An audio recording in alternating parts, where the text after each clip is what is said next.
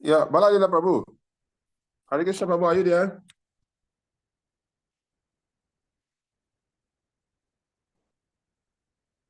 Can you hear me, Prabhuji?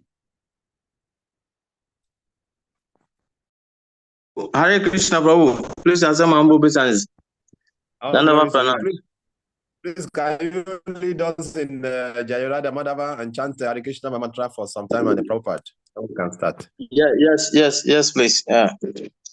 Jayarada Madhava Kunjabiya Hare Jayarada Madhava Kunjabiya Hare Jai Gopi Jana Vallabha Girivarida Hare Jaya Gopi Jana Vallabha Girivarida Hare Yashodanandana Radhajana Ranjana Yashodanandana Vrajajana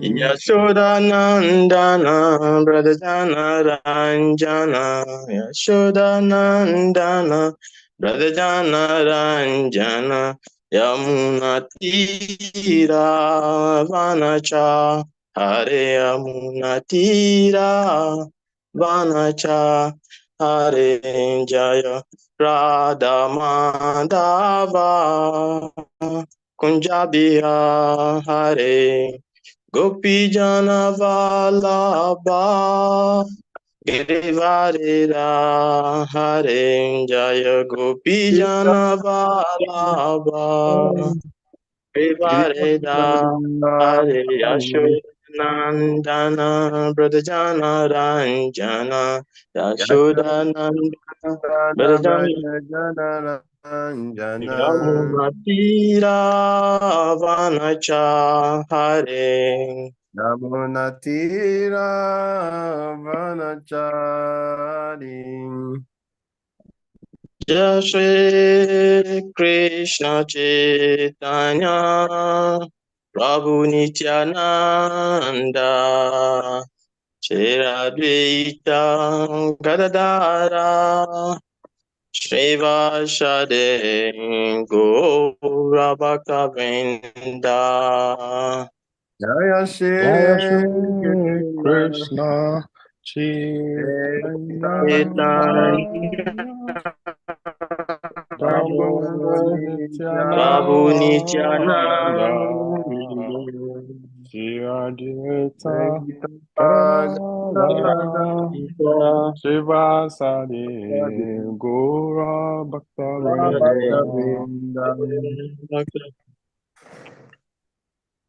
Jaya Shri Krishna Chaitanya Prabhu Nityananda Advaita Gadadara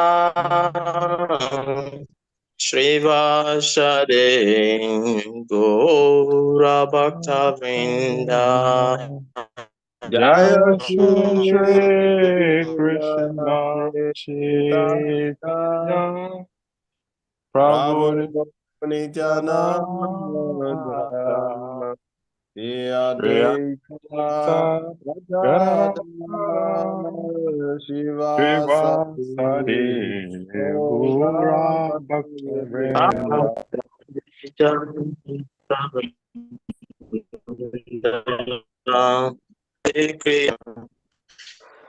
Krishna Krishna Hare Hare Hare Rama Rama Rama Hare Hare Hare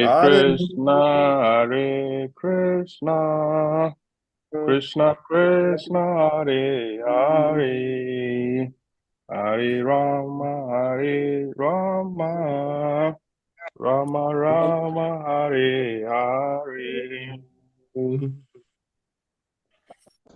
Hare Krishna Krishna Krishna Hare Hare Hare Rama, Hare Rama, Rama Hare Hare. Hare Hare Krishna, Krishna, Hare Hare Krishna, Krishna, Krishna Krishna, Krishna Hare Krishna, Hare, Hare Hare, Hare Hare Rama, Rama, Hare Hare Rama, Rama, Rama Rama, Hare Rama Rama, Hare.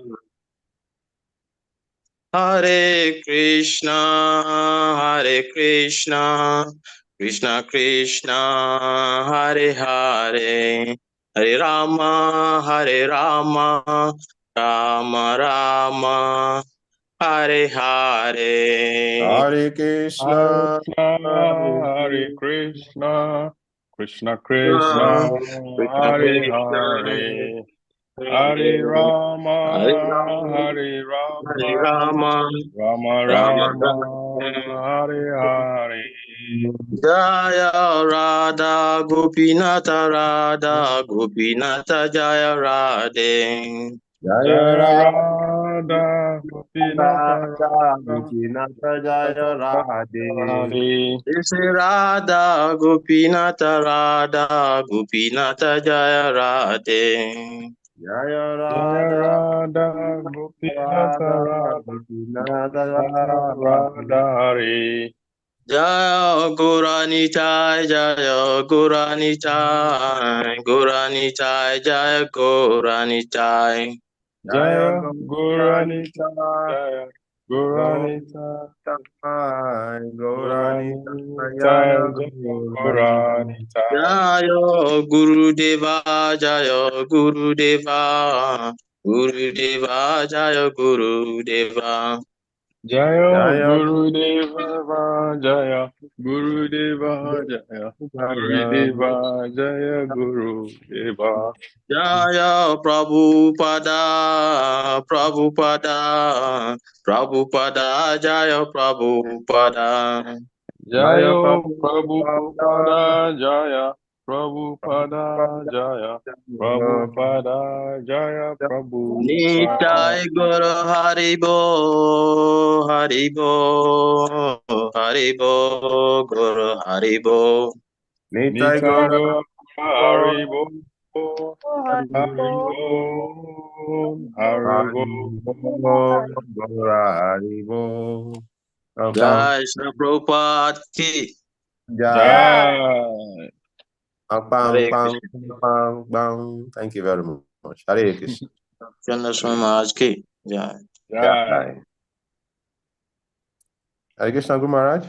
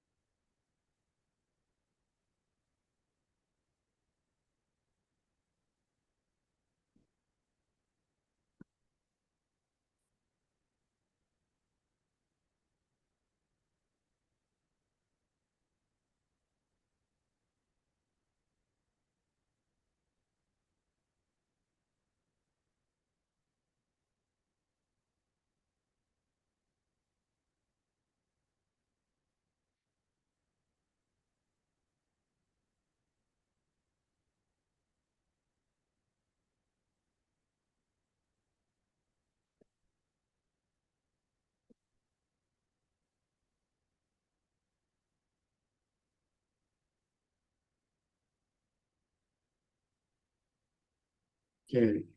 Sorry, my mic was muted. All right, welcome everybody. Thanks for the kirtan. Now, who would like to tell me the 4 pushing, 6 pushing?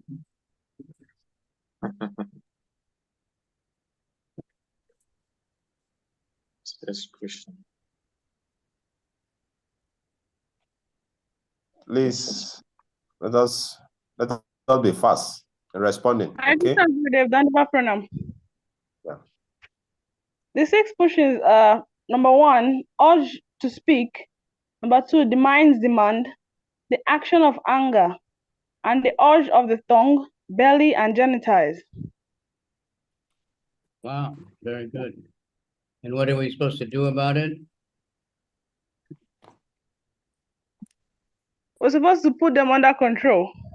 Right. Not act on it. Then what? And use Yeah. them for the service of Lord Krishna. What does it say specifically? Someone who control those 6 pushings. Someone who can control those 6 pushes is qualified to make disciples all over the world. Okay, so please take control. All right, Yes. thank you. Krishna Gurudev. Who was that? That is It's Jamastami. Janmashtami that says. Smart girl. Who's your parents? Ujeshwari Mataji and Doyal Haru Prabhu. Oh, no wonder. Yeah, okay. All right, now the 6 unfavorable things. The 6 unfavorable things in devotional service. Please be fast, unmute yourself and speak. Hare Krishna Gurudev. Yeah, go ahead and speak. Your network is not stable. You can off your video. Okay. Hare Krishna Gurudev. Please accept my obeisance. Okay, Okay, so the 6 things that are unfavorable for devotional service. Number 1, eating more than necessary or collecting more funds than required. Over endeavoring for modern things that are very difficult to obtain. Talking unnecessarily about modern subject matters. Practicing the scriptural rules and regulations, not for the sake of spiritual advancement, but for the sake of following them, or rejecting the rules and regulations of the scriptures, and acting independently or musically. Associating with worldly minded persons who are not interested in Krishna consciousness, and following the footsteps of the previous acharyas.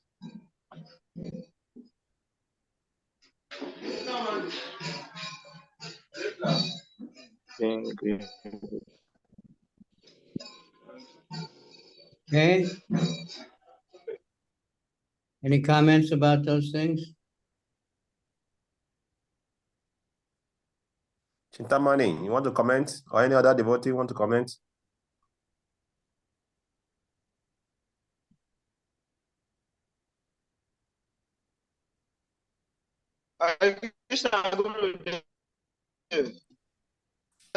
Any person who can, let me say, they are kind of a bad habits for those who are engaged in devotional service. So whosoever that can stay away, whosoever that can stop these things, whosoever that does not engage in this kind of 6 activities, it will be very easy to be able to control the urge of the tongue, the belly, genital, which are the 6 pushes. So, but if someone fails to control this, if someone fails to practice this, if someone engage in these 6 activities, you're not able to control your urges. So they are kind of things that help us to be able to maintain those 6 qualities of controlling the mind, the actions of angers, and the rest. Hare Krishna Maharaj. Very good. So,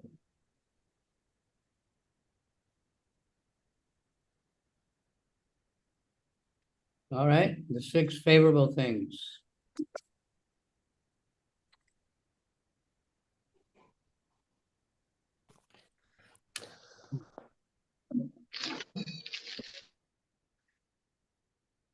Yeah, pass about it. Hare Krishna Maharaj. Yep, go ahead. Okay. So number 1 is being enthusiastic.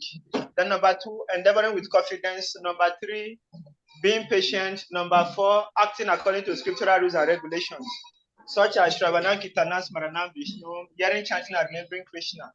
Then number 5, abandoning the association of non-devotees. And 6, abandoning the association of non-devotees. Then 6, following the footsteps of the previous acharyas.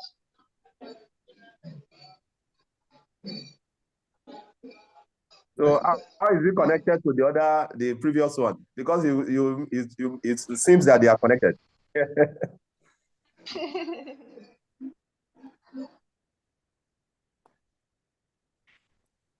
Chitamani, this anything you laugh?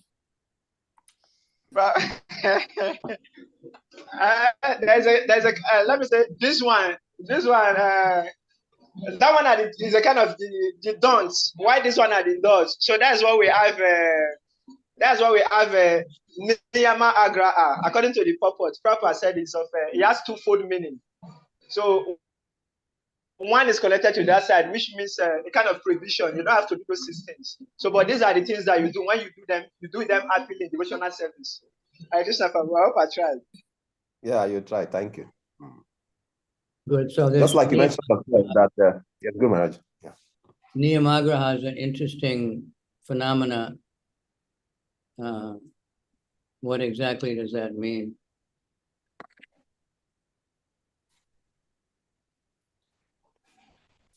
Any idea?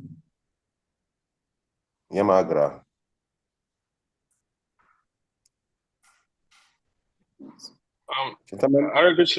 Hare Krishna, Maharaj.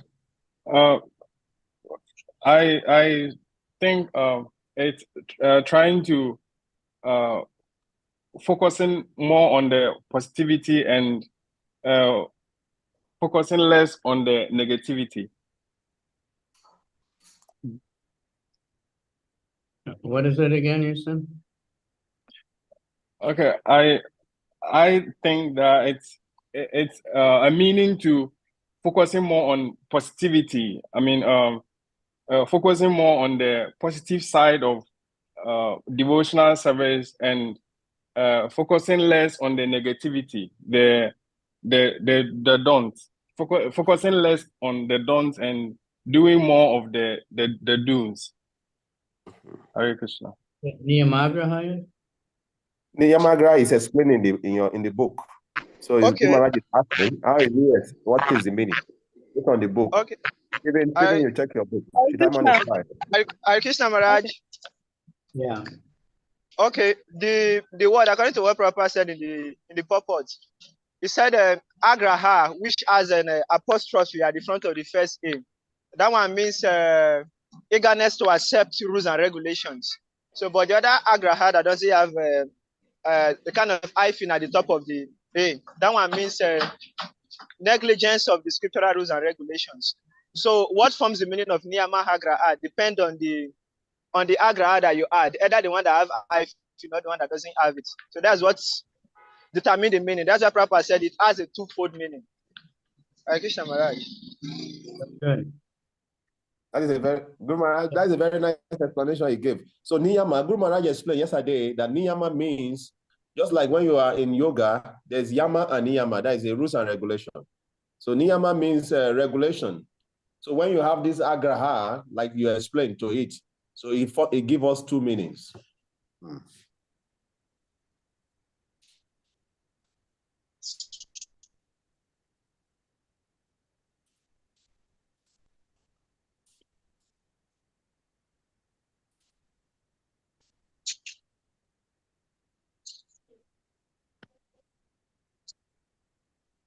Okay, then the last one's more simple.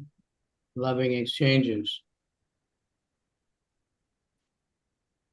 Hare Krishna Maharaj. Yeah. Okay, so number 1, it says accepting gifts in charity, offering charitable gifts, revealing one's mind, inquiring confidentially, reviewing one's mind in confidence, and accepting prashad and offering prashad.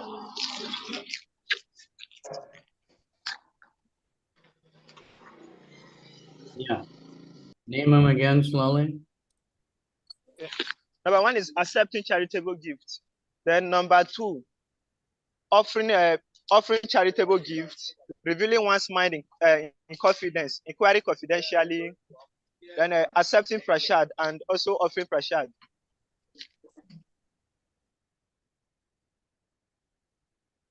Very good. Okay, so of course it's called loving exchanges. So this loving is very important. Chanting with love, serving with love, offering prasadam with love. Then Krishna accepts whatever you offer him. But he always says with love. So we have to think about that. Love for Krishna, of course.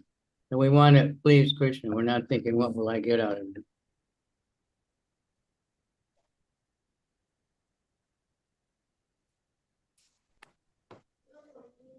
Even though we might know that if we really do something simply to please Krishna, we'll get much more back than anything else we ever do.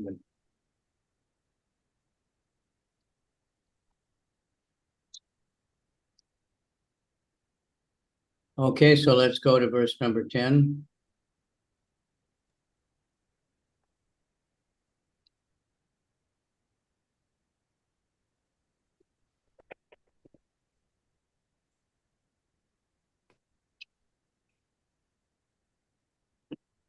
You practice the Sanskrit a little.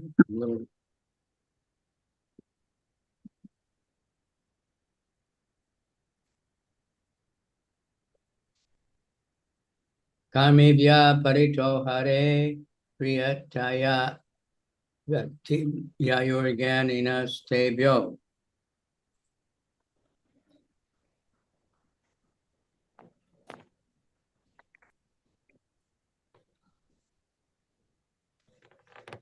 You can repeat it.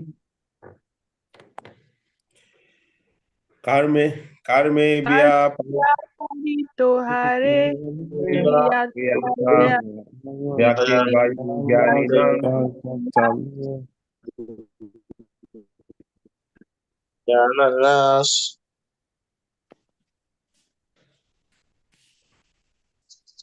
Jnana vimukta bhakti parama pramaika nishtastata. Jnana Vamukta Bhakti Pranama Paramai Pranistata Pashu tabyo pisararika. Pasupala Panchakala Tabyo Pisaradika.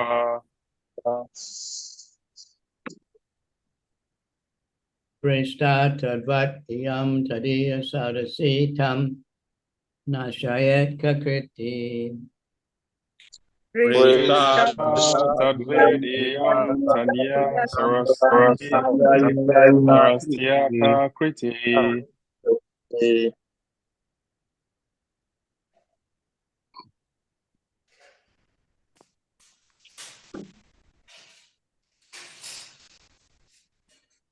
Okay, one more time. Someone else can do the leading. Read it and everyone else repeat.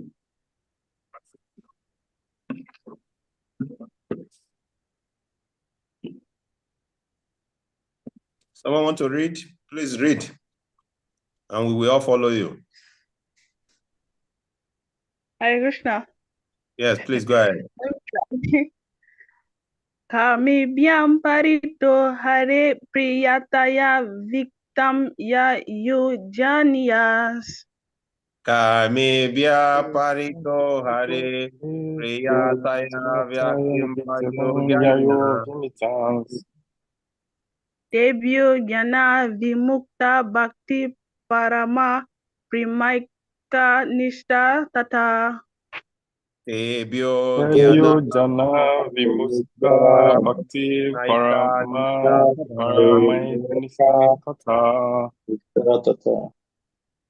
Devyasta pasu pala pankaja drisastabyo pisharadika.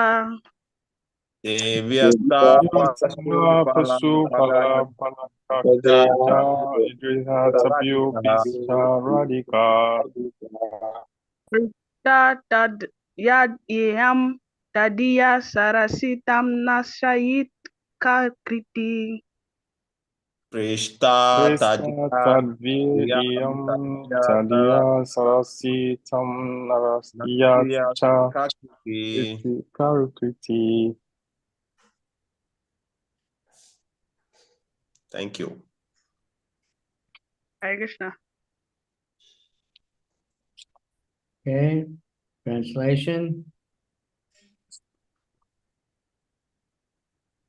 In the Shastra, it is said that all types of fruitive workers, he who is advanced in knowledge of the higher values of life is favored by the Supreme Lord Hari. Out of many such people who are advanced in knowledge, Gyan, one who is practically liberated by virtue of his knowledge may take to devotional service. He is superior to the others. However, one who has actually attained prema, pure love of Krishna, is superior to him. The gopis are exalted above all the advanced devotees because they are always totally dependent upon Sri Krishna, the transcendental cowherd boy. Among the gopis, Srimati Radharani is the most dear to Krishna. Her Kunda lake is as profoundly dear to Lord Krishna as this most beloved of the gopis. Who then will not reside at Radhakund and in a spiritual body surcharged with ecstatic devotional feelings? Aprakrita Bhava. Render loving service to the divine couple Sri Sri Radha Govinda, who perform their Astakaliya Lila, their eternal eightfold daily pastimes. Indeed, those who execute devotional service on the banks of Radhakund are the most fortunate people in the universe. Hare Krishna.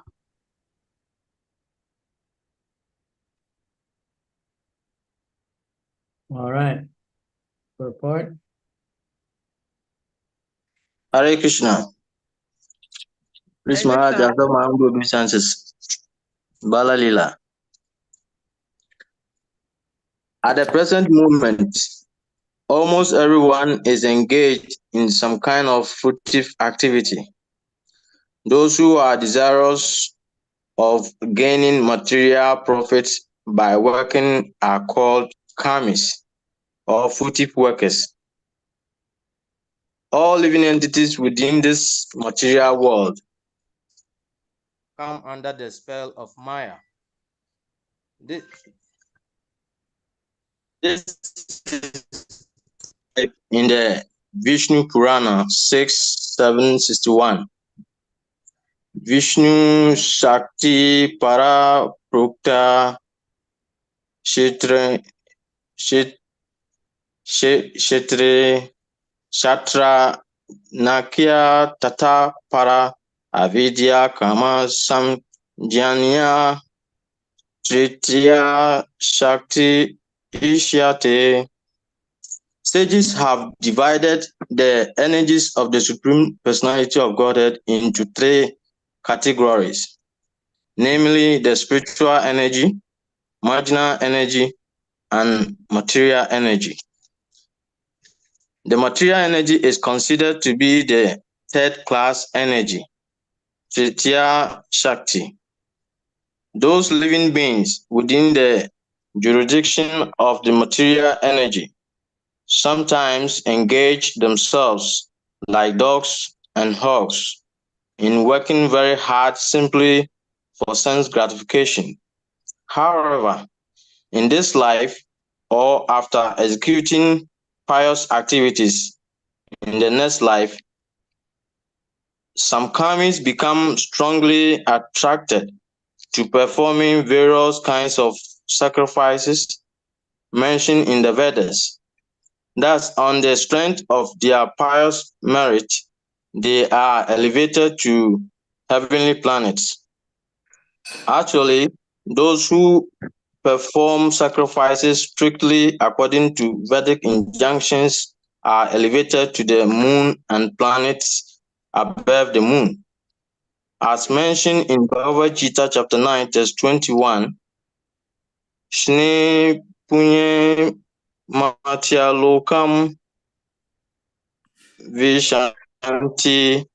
After exhausting the results of their so-called pious activities, they again return to the earth, which is called Mityaloka, the place of death.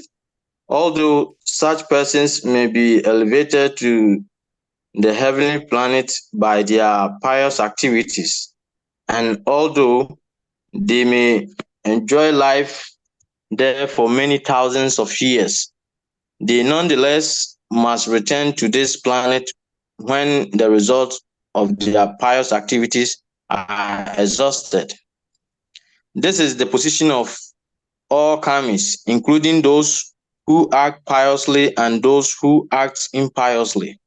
On this planet, we find many businessmen, politicians, and others who are simply interested in material happiness. They attempt to earn money by all means, not considering whether such means are pious or impious. Such people are called karmis or gross materialists. Among the karmis are some vikarmis, people who act without the guidance of Vedic knowledge. Those who act on the basis of Vedic knowledge perform sacrifices for the satisfaction of Lord Vishnu and to receive benedictions from him. In this way, they are elevated to higher planetary systems. Such karmis are superior to the Vikamis, for they are faithful to the directions of the Vedic and are certainly dear to Krishna. In Bhagavad Gita chapter 4, text 11, Krishna says, Ye yata mam prapadyante, ye yata mam prapadyante tams tataiva bhajami aham. In whatever way one surrenders unto me, I reward him accordingly. Krishna is so kind that he fulfills the desires of the karmis and gyanis, not to speak of the bhaktas. Although the karmis are sometimes elevated to higher planetary systems, as long as they remain attached to fruitive activities, they must accept new material bodies after death. If one acts piously, he can attain a new body among the demigods in the higher planetary systems, or he may attain some other position in which he can enjoy a higher standard of material happiness. On the other hand, those who are engaged in impious activities are degraded and take birth as animals, trees, and plants. Thus, those fruitive actors who do not care for the Vedic directions, Vikamis, are not appreciated by learned saintly persons. As stated in Srimad Bhagavatam 5:5-4.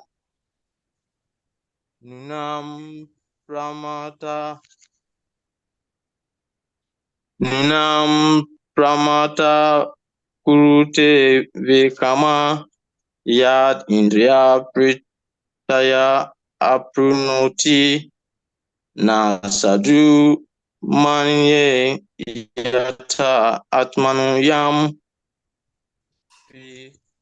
sada asa deha.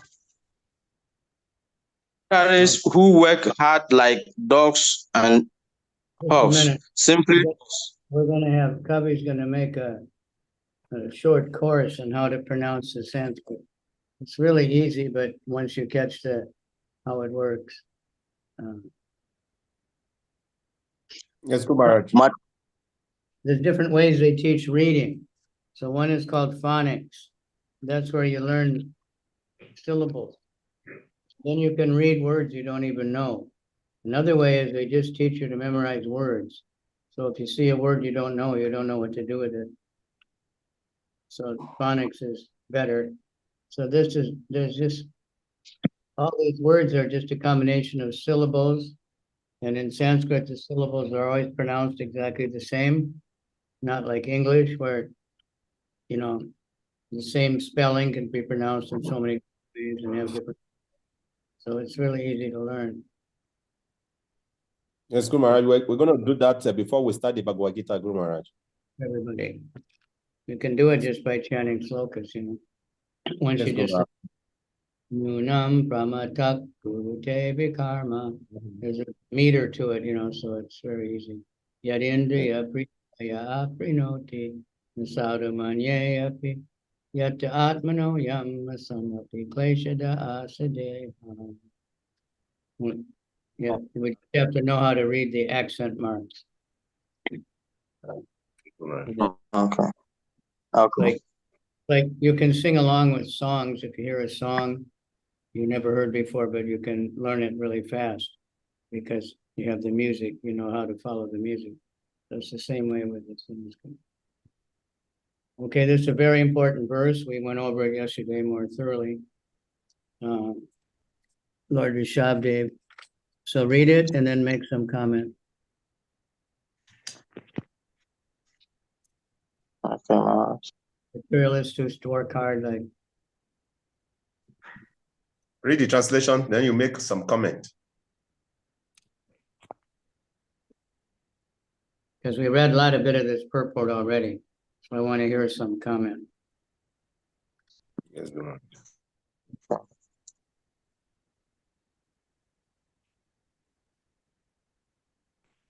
Balalila Prabhu, are you there?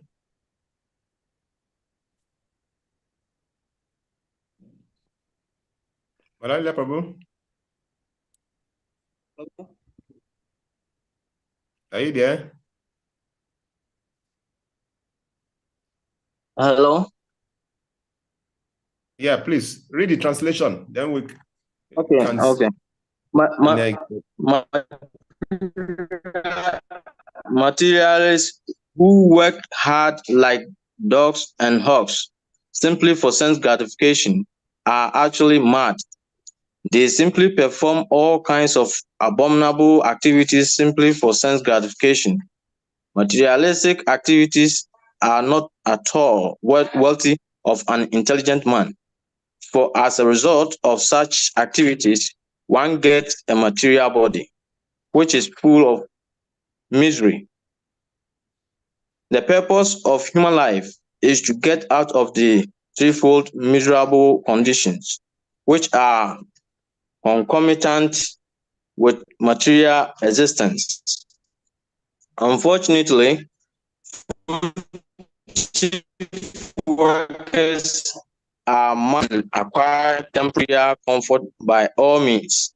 Therefore, they risk being degraded to lower species of life.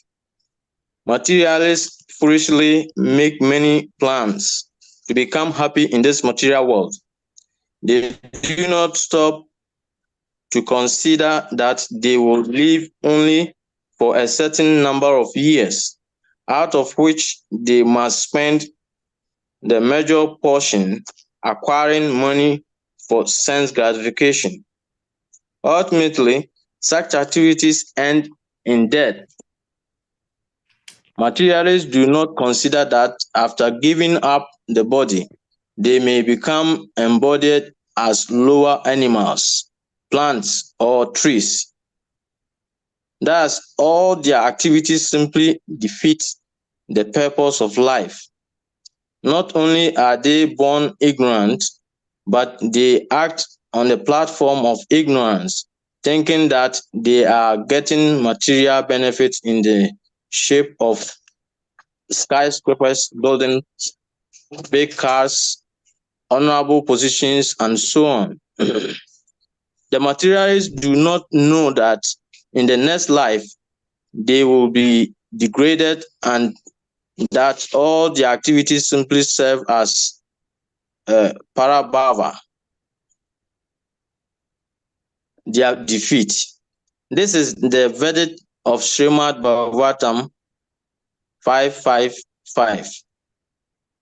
Parabhavas tava abo dajata. So it's One okay. should therefore be eager to understand the signs of the soul. Can you hear me? Can you hear me, Prabhuji? Papa, are you there? Hello? Can you hear me? Hare Krishna Prabhu. Can you hear me? Yes, please. Okay, so let us stop there. Guru Maharaj said we should make some comment on the one we have read so far. Yeah. Especially that Okay. verse we read. Yes. Want to say something?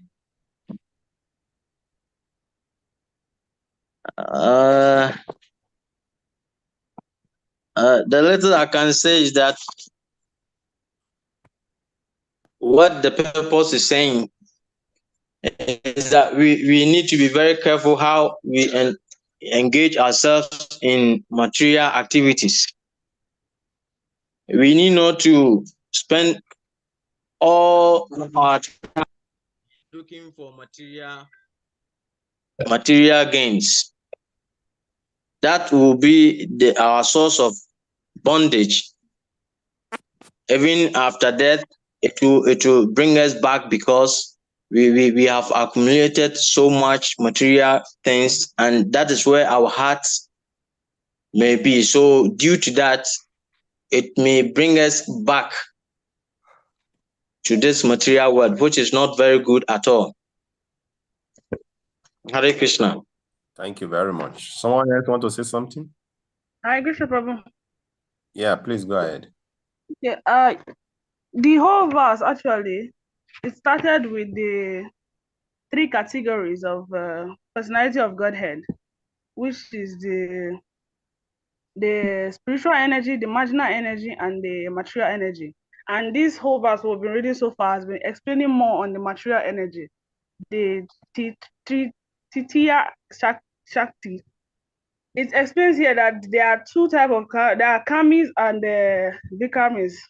The karmis are those who just do their activities, work for their own sense gratification and everything, but they also follow the spiritual inductions, and sometimes they perform sacrifices to Lord Vishnu, which and in this life or in the next, he rewards them.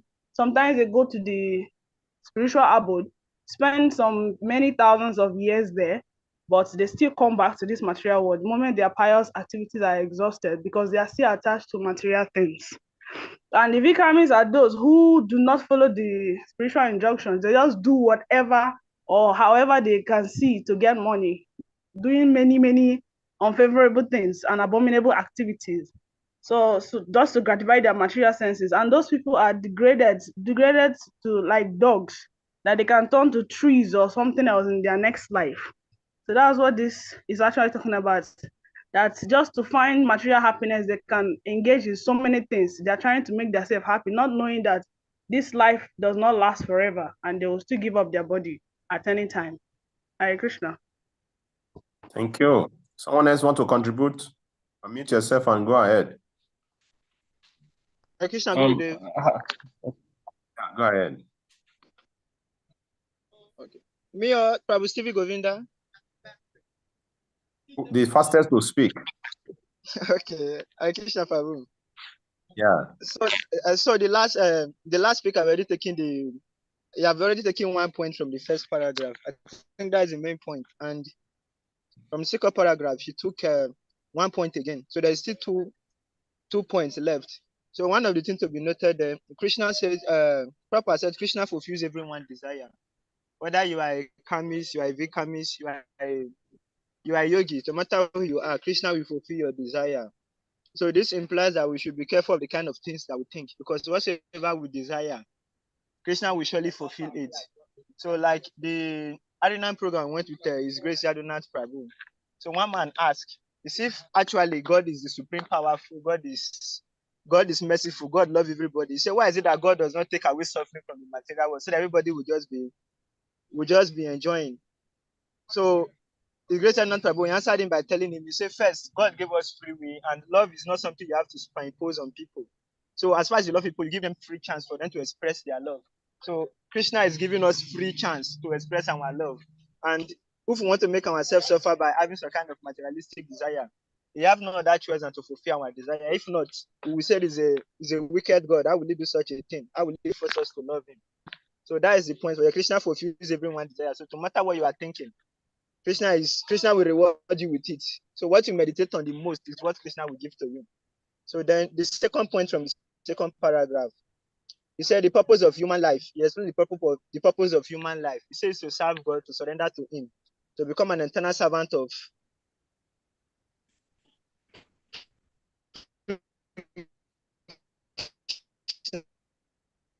Now that is the purpose of human life. Then one of them is said is from ignorance, meaning knowing who you are is the way through which you can be free from ignorance. So then the other one, I say journeys are more advanced than the karmis. Very good. Anyone else? Journeys are more advanced than the karmis are bad. Therefore, then Your network is breaking. Have you finished? No. So Yeah, go ahead. he said the journeys are more advanced than the karmis because why? They have knowledge of the scriptures. So then from the fourth paragraph, we learn that a person is free from ignorance only when he is engaged in devotional service to the Supreme Lord. So that's why Prabhupada said devotional service is he translated he said devotional service is meant for intelligent people. So then in the fifth paragraph, he said how a journey takes to devotional service. Krishna explained it in Bhagavad Gita chapter 7 and 19. When he says Bahunam Jamanam Hate Jivanam Prapadate Vasudevamshavam Shamahatmam Sudulaba. So which means a journey we keep on studying from lifetime after lifetime before they finally take to devotional service. So depending on who you are, it's taking you ultimately to devotional service. That is the point of this fifth paragraph. Then the sixth paragraph, he said there are different levels of bhakti. So everybody have their own levels of bhakti. Some are according to what Prabhupada explained, Nectar of Devotion introduction, said there are 5 different kind of ways you can execute devotional service. Santa Ras, Dasya Ras, and so many of them, Madhurya Ras, Vaishalya Ras. So those are different levels of bhakti. Either you may be a friend, may be a conjugal lover, anyone you like, you will choose by yourself, depending on your activities. So the 7th paragraph, which is the last, it says the supremacy of Vipralamba Seva. So Vipralamba Seva, let me open my book. So Vipralamba Seva is thinking of Krishna in separation. You are not doing it because of someone is watching you. We say that is the highest form of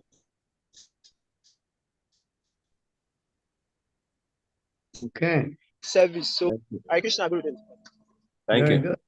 Very good preachers. Now, anyone else? We want to move Yes, on. Stephen Govinda, your hand was up. Go ahead. Make it. Hare Krishna. Yeah, so in this particular purport, Srila Prabhupada is talking more about the real goal of life, where as a devotee, you need to know the proper directions, the proper injunctions to be able to come to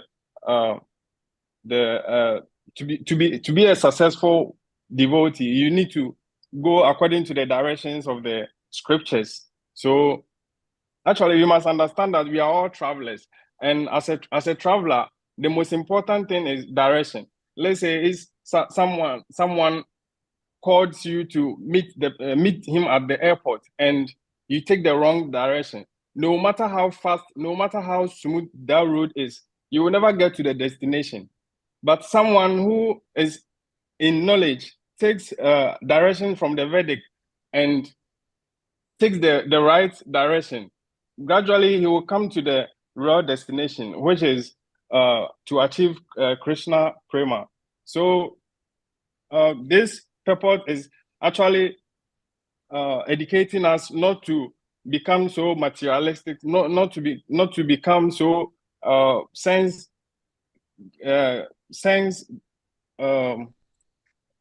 not to absorb ourselves in so much sense gratification and come to the platform of transcendental knowledge so we can achieve Krishna at the end of our life. Hare Krishna.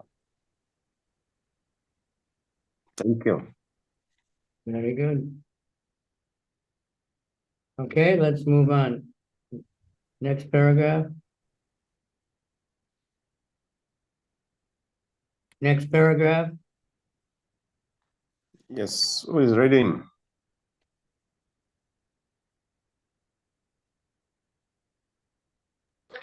Krishna Gurudev. Read. Okay. Thus, a journey. No, where one should therefore be eager. I think it's the purpose of Okay. human life is to get out of the threefold miserable condition. It's right after the translation of the Bhagavatam verse.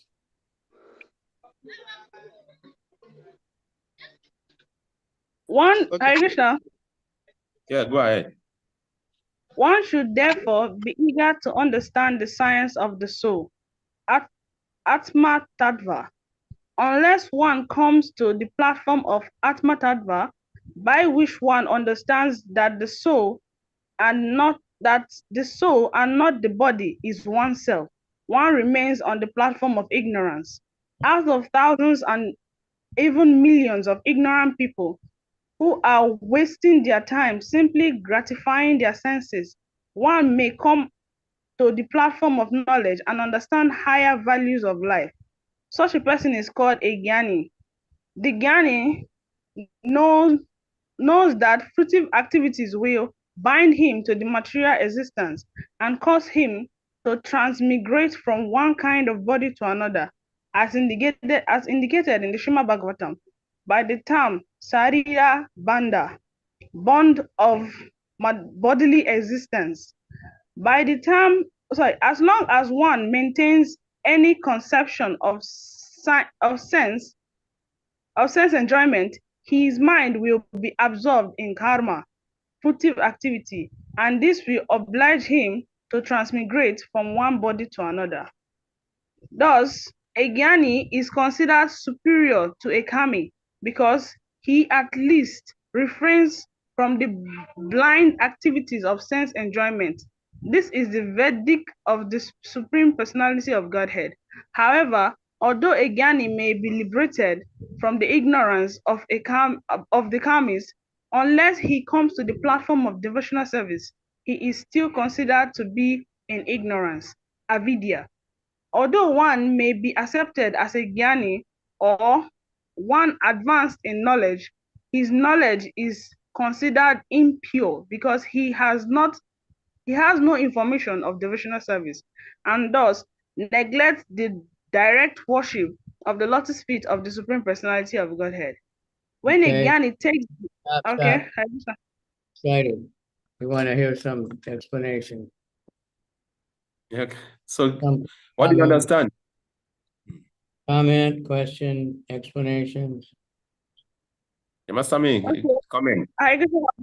What I understand here is that now they're talking about the Jnani, that a Jnani is someone who has actually lived the level of Kami. The Kamis are those that does not know that they are the super soul and not the body. They think they are the body and they try to gratify the body. So a Jnani is someone who has the knowledge that, okay, I'm not the body, I'm the super soul. I'm the So, soul. and if Oh, not super soul. You are the soul. sorry, I'm the soul. Sorry, I'm the soul. I'm the soul. And if I try to continue being attached to material things, this will continue bringing me back to this material world, birth after birth again. So he restrains himself from being attached to karma and all these other things. So that is the level of Jnani. But Srila Prabhupada is saying here that even as a Jnani, that with your superior knowledge, you are still in ignorance if you do not know about devotional service. If you don't know about devotional service, about service to Krishna, then you are still in ignorance and you are still considered impure. Hare Krishna. That's quite good. Good memory. Okay, someone else, next paragraph. When a Gyani takes the devotional service. Next paragraph. Want to read? Stephen, you want to try?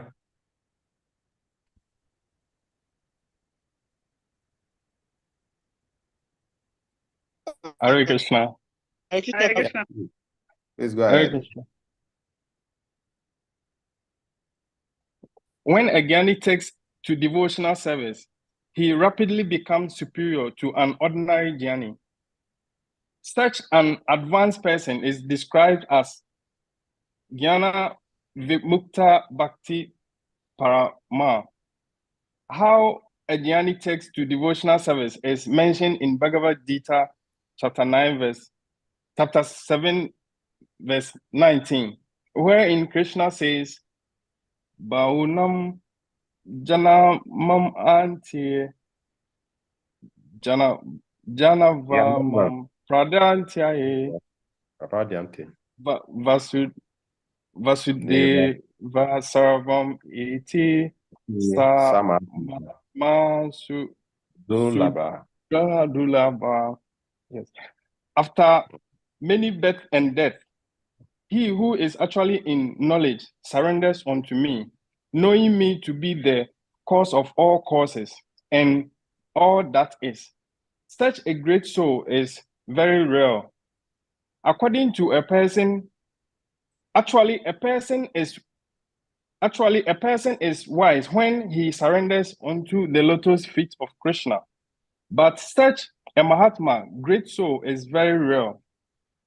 After taking to devotional service under the regulative principle, a person may come to the platform of spontaneous love of Godhead, following in the footsteps of great devotees like Narada and Sanaka and Sanatana. The Supreme Personality of Godhead then recognizes him to be superior. The devotees who have developed love of Godhead are certainly in an exalted position. Hare Krishna. You want to say something? You want to comment about this? Yes, please. Yeah, so in this particular purport, it is very clear that devotional service is the topmost position. Like it's unfortunate many of us have no idea, but to become a devotee is more superior than becoming a president of a nation, because yes, because if a president with all the opulence does not follow the Vedic directions, after his like at the end of his life, he's still in a miserable position. So actually, to become a devotee is a very exalted position that there is no second. Taking the lotus feet of the Lord is the most exalted place. So we have to be reminded, and I mean practice this devotional service with full enthusiasm and determination. Hare Krishna. Thank you very much. So Prabhupada have taken his time to explain the position of the karmis, then gradually went to the position of the Gyanis, and now Prabhupada is explaining the position of a Bhakti yogis, which is devotion, those who take to devotional service.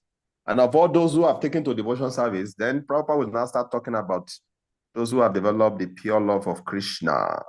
So that is the goal of life. So many of us, we are following this part of the Bhakti Yoga. Are you hearing me? Okay. Yes, Prabhu. Yes, we are following this part of Bhakti Yoga, but many of us, we have not arrived. We are still with the process. So we cannot call ourselves a devotee, because many of us, we still act on the platform of Gyanis. Some of us, we still act on the platform of Karmis. We are doing devotional service because we want something from Krishna. Some of those, we are studying so that we can be looked as a learned devotee. Until when we come to the platform, when we engage in on I2K Apratiyata Bhakti, Anayaya Bhakti, pure devotional service, then at that position, we can attain the pure love of Krishna, which we call Prima Bhakti, on that platform of gopis. Then we are going to read in the next paragraph about the gopi platform.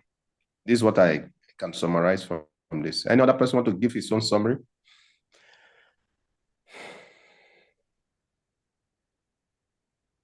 Okay, go ahead. Okay. Somebody want to read the next paragraph? Continue. Of all these devotees, the gopis are recognized as superior because they do not know anything other than satisfying Krishna, nor do the gopis expect any return from Krishna. Indeed, sometimes Krishna puts them into extreme suffering by separating himself from them. Nonetheless, they cannot forget Krishna. When Krishna left Vrindavan for Mathura, the gopis became most dejected and spend the rest of their lives simply crying in separation from Krishna. This means that in one sense, they were never actually separated from Krishna. There is no difference between thinking of Krishna and associating with Krishna. Rather, Vipralamba Seva, associating with Krishna. Thinking. Okay, You're going back. thinking of Krishna in separation, as Sri Chaitanya Mahaprabhu did, is far better than serving Krishna directly. Thus, of all the devotees who have developed unalloyed devotional love for Krishna, the gopis are most exalted. And out of all these exalted gopis, Srimati Radharani is the highest. No one can excel the devotional service of Srimati Radharani. Indeed, even Krishna cannot understand the attitude of Srimati Radharani. Therefore, he took her position and appeared as Sri Chaitanya Mahaprabhu just to understand her transcendental feelings. In this way, Srila Rupa Goswami gradually concludes that Srimati Radharani is the most exalted devotee of Krishna and that her Kunda lake, Sri Radhakunda, is the most exalted place. This is verified in the quotation from Lagu Bhagavatamrita, Uttarakhanda 45, as quoted in Chaitanya Chanamrita. Yata Radha Priya Vishnus Tasya Kundam Priyam Tata Sarva Gopisu Saiveka Vishnu Asyanta Valabha. Just as Srimati Radharani is dear to the Supreme Lord Krishna Vishnu, so her bathing place, Radha Kunda, is equally dear to Krishna. Among all the gopis, she alone stands supreme as the Lord's most beloved. Therefore, everyone interested in Krishna consciousness should ultimately take shelter of Radha Kunda and execute devotional service there throughout one's life. This is the conclusion of Rupa Goswami in the 10th verse of Upadesamrita. Hare Krishna. Hare Krishna, very nice. So Srila Prabhupada took us from the materialistic platform to the topmost, describing the glories of Radha Kund. So, like Prabhupada is mentioning here about the glories of Srimati Radharani, we cannot at one time become these devotees, or we cannot surpass them. So our duty is to follow their process, follow the process on which they serve Krishna. But we cannot compete with them. There's no time we can become more exalted than Srimati Radharani because it's not different from Krishna. So, and Radha Kund is the topmost place because it's the place of Srimati Radharani. And that does not mean that we have to leave everything we are doing and I will start running to Radha Kund. No. We have to serve Radha Kund while engaging in Srila Prabhupada's service wherever we are. Like, for example, now we're in December, book distribution marathon. So by going out to distribute books in that way, we can pray to Srimati Radharani to give us the blessing, to bring more devotees to understand this Radha Kund. And like that, we get the message of Srimati Radharani and Shri Krishna. Any other person want to contribute? Yeah, I'll say something. Yes, Guru Maharaj. So there's a very famous, Prabhupada tells us that when he met his guru, it happened to be at Radhakund. Prabhupada was working around that area and the Gaudiya Math was having a parikramah. So Prabhupada met his guru there so it was kind of a private time, and Prabhupada was wondering, I'm a householder and I have children and wife, and everybody's a sannyasi. What can I do? How can I serve him?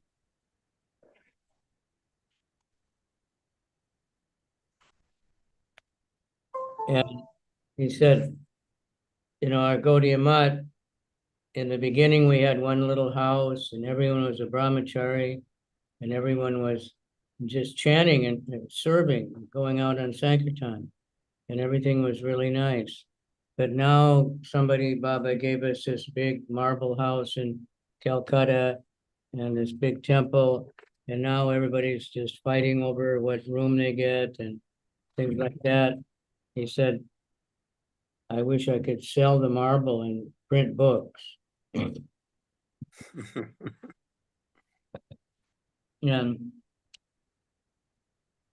then he told Prabhupada, if you ever get money, print books. So Prabhupada said he based his movement on that. If you read the Lilamrita, you see Prabhupada printed books even when he didn't have money. He somehow would borrow a little bit and print a few books and then sell them and print a few more. He didn't really have, but when he got to America and he got a lot of help, then he printed books like anything and used all the money to buy more temples.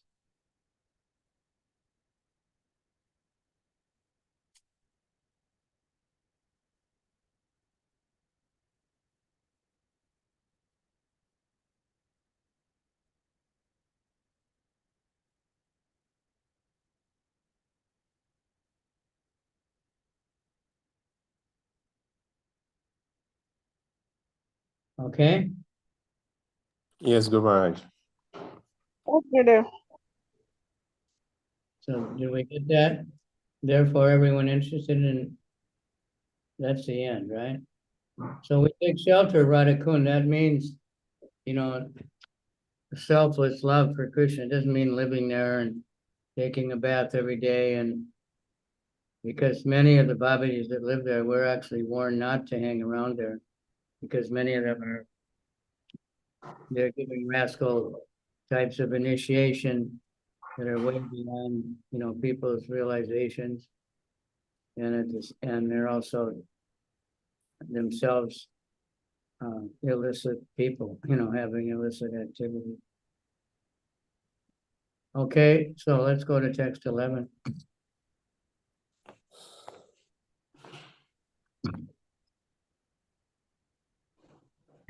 I'll read it first, Sanskrit, and then we can.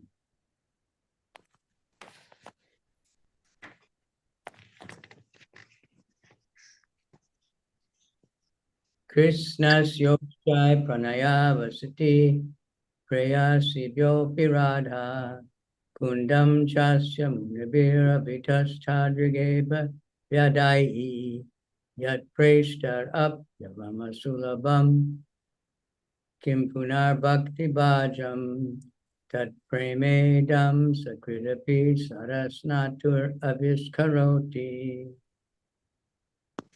Okay, next. Someone else read it? Krishnasya chai pranaya pasati yasibhyo pirada kodam chasya munibir abitas tadrik eva viadai ya sai api alam ashabam kim puna bhakti bhajam tat premedam sakridapi That's sarasnatoravi what time. akra Break. karoti. They work at times. Which network is this? Airtel. Airtel. Airtel good pass. MTN no even good pass.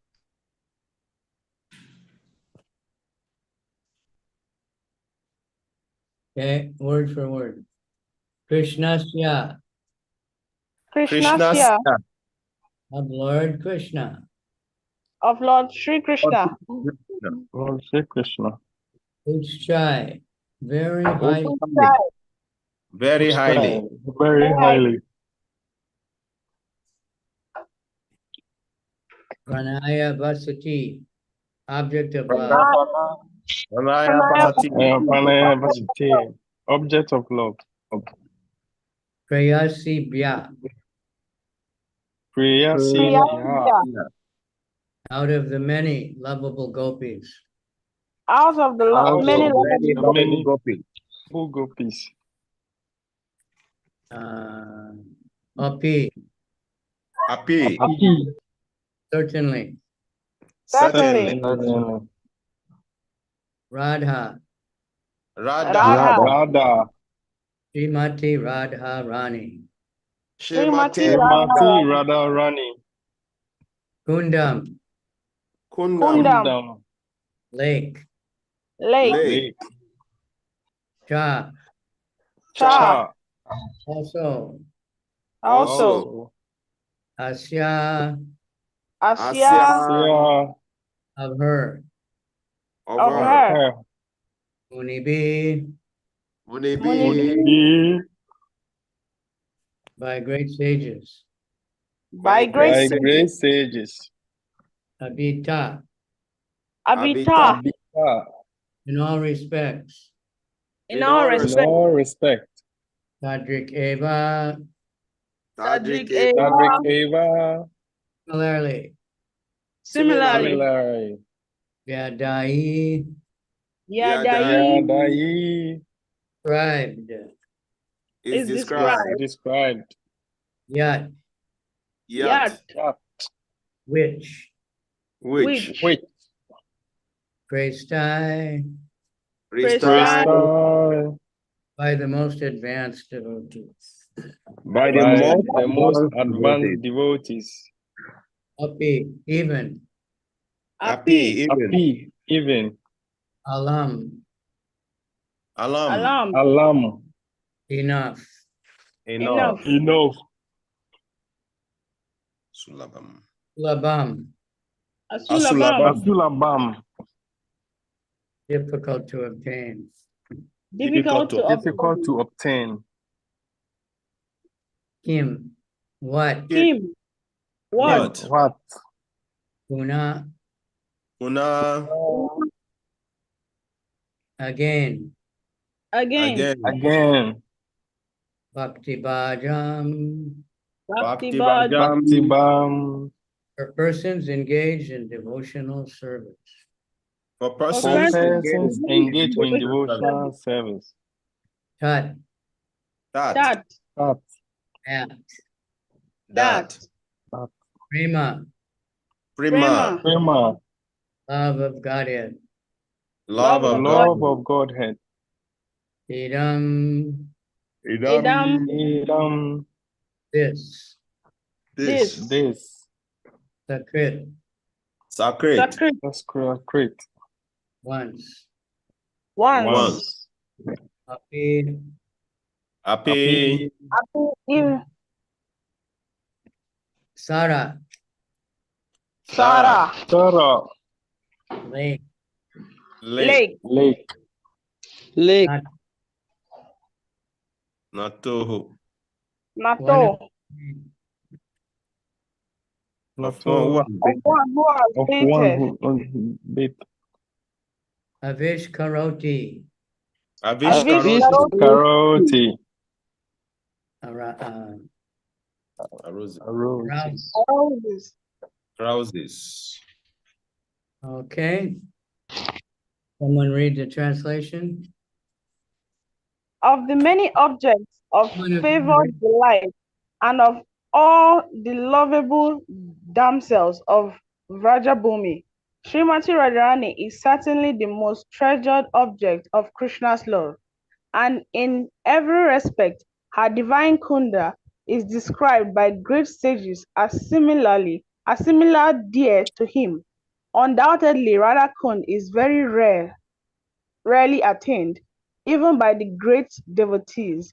Therefore, it is even more difficult for ordinary devotees to attain if one simply bathes once within those holy waters. One's pure love for Krishna is fully aroused.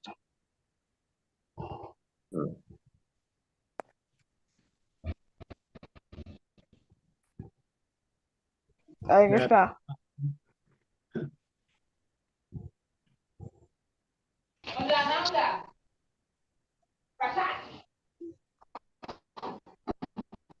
So that, but it means, simply chanting once can do so many things, but that means offenseless chanting.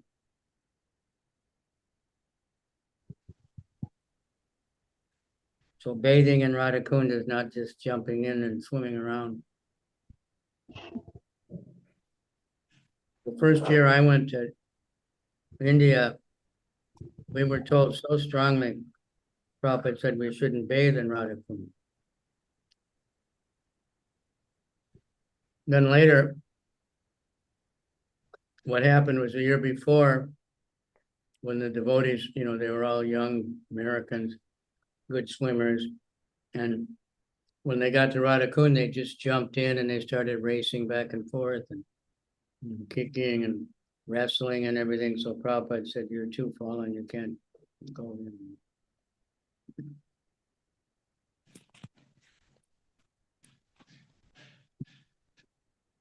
Prabhupada said, taking just 3 drops on your head, the spiritual benefit is equal to bathing. Because to bathe properly, the local people, you go in, you don't put your feet in first, you put your head in first, and all kinds of different things, but with so many prayers and everything. But we'll talk more about Radhakund and other levels. Purport? Why is Radhakund so exalted? The lake is so exalted because it belongs to Srimati Radharani, who is the most beloved object of Sri Krishna. Among all the gopis, she is the most beloved. Similarly, her lake, Sri Radhakund, is also described by great sages as the lake that is as dear to Krishna as Radha herself. Indeed, Krishna's love for Radhakund and Srimati Radharani is the same in all respects.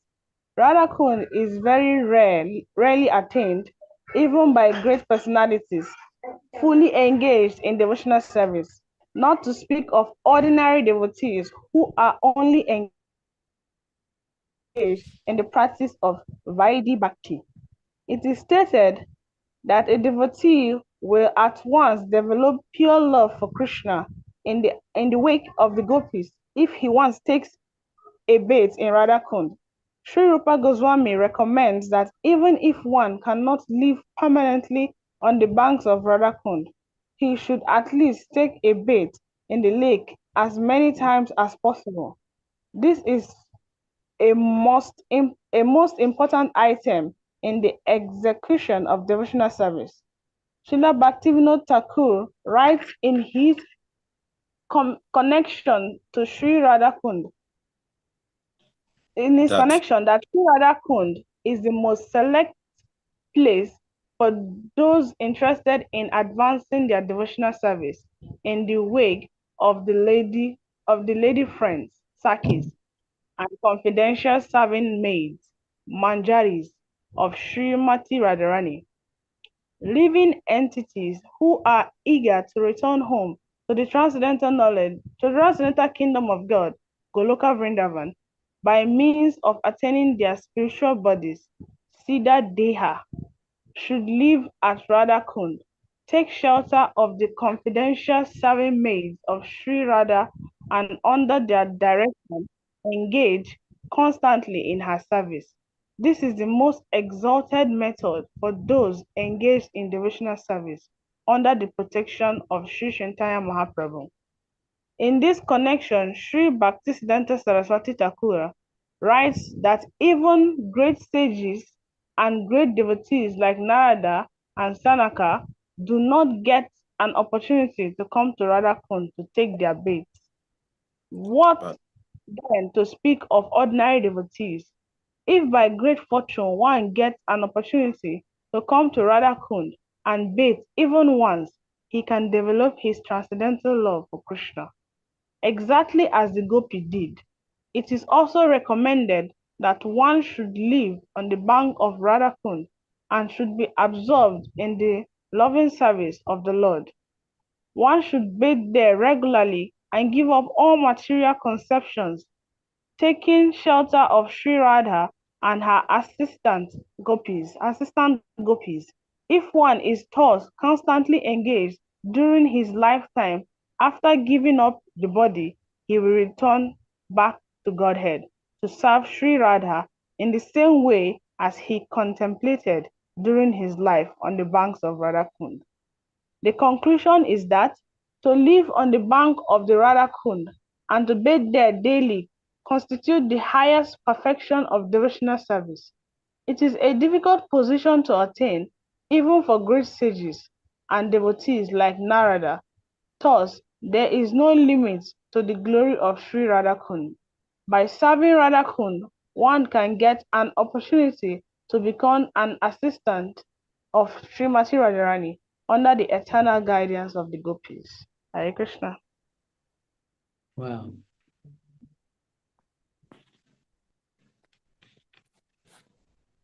Okay, so interesting. One time, when Sankirtan leader Ramaswar Prabhu, he was saying that the devotees that go out on Sankirtan and distribute books are like the gopis. They're giving up everything and just running to Krishna.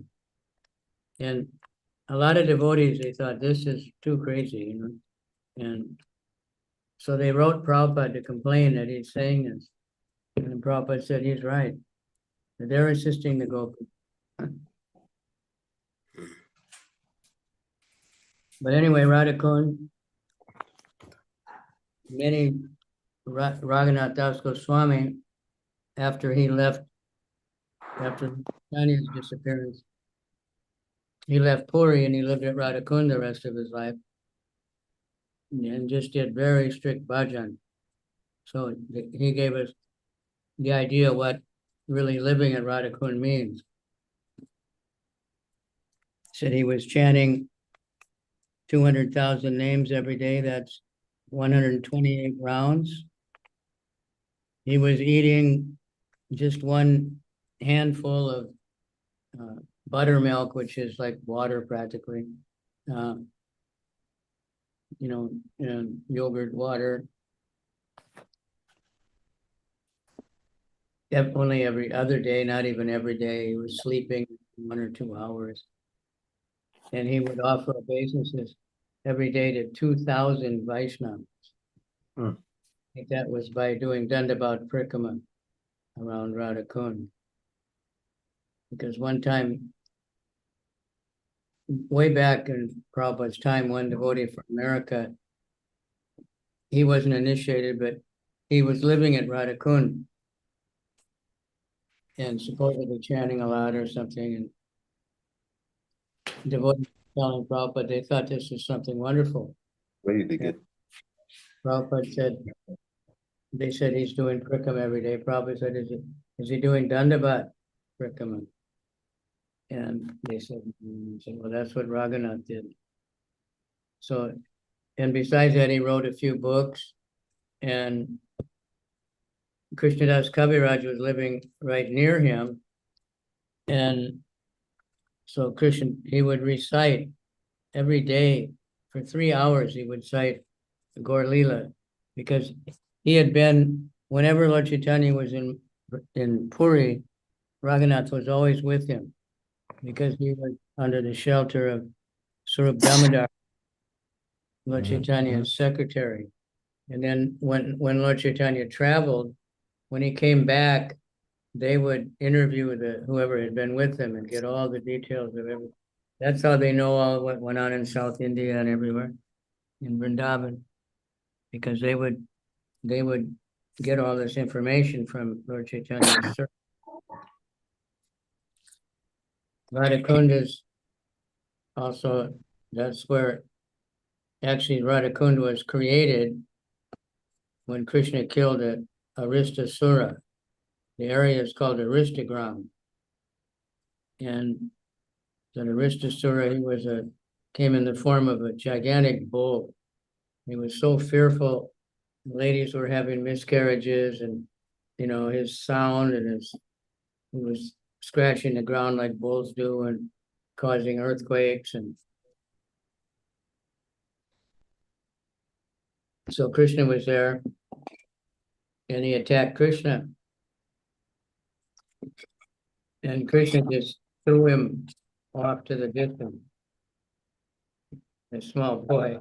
And then, so he recovered, he came back, and Krishna knocked him down again, swung him around by the tail, threw him away, came back. Finally, Krishna just stomped him to death. So everyone was cheering. The demigods were showering flowers. And Radharani came and told Krishna, "You killed a bull. It was very sinful." And Krishna said, "It wasn't a bull, it was a demon." She said, "No, you killed a bull. You killed a bull. That's very sinful, killing a bull. I don't want to ever talk again. I don't want to have anything to do with you ever again." So Krishna was, saying, "Well, what can I do?" And Radharani said, "Okay, you have to bathe in all the holy places of the universe, all the sacred rivers." So Radharani was thinking, he can't do that. And so Krishna just, and he called all the holy rivers to come.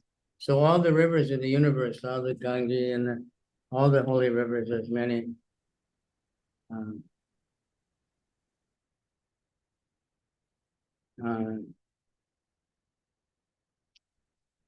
All the holy rivers came, and they folded hands and they asked Krishna, "How can we serve you?" So Krishna just said, "Well, if you could just," while Krishna was talking to Radharani, he was digging in the ground with his heel. So he made a hole in the ground. And he said, "If you just fill up this little pond that I made here with the holy rivers."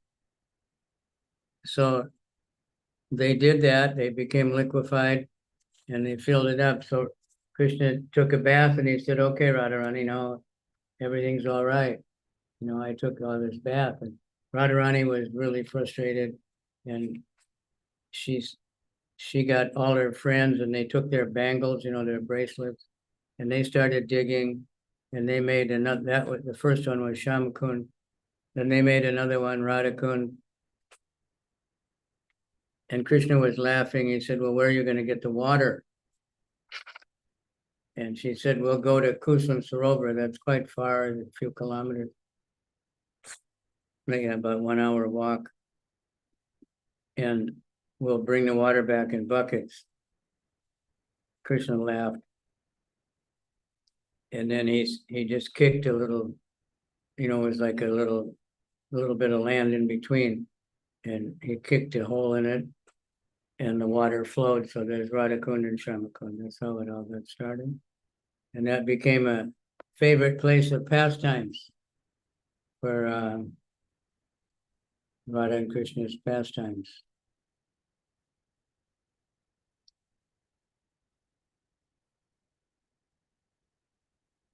All right, so that's a little more about Radhakund. We can meditate on those things also, not just on the intense gopis or something. Thank you. And of course, there's so many. If we go to Radhakund, when Radha Govinda and Radha Gopinath and not Radha Raman, different deities left Vrindavan, first thing they went to Radhakund. So they built temples for them there. So those temples are still there. They had to move again because the Muslims coming, but the temples are still there. They put in new deities. There's the Bajran Kutir is a sitting place of Nityananda, of so many great saintly people, the Goswamis, they all spent time there. Prabhupada discouraged us from thinking we should live there because now there's many bogus Babajis there, and they're telling people, we'll give you the initiation so you know who we are in Goloka, and you know, they're pushing people way beyond, and there's a lot of illicit things. But still we go there, we circumambulate, we put water on our head. It's part of going around Govardhan. There's so many holy places there, many, many temples.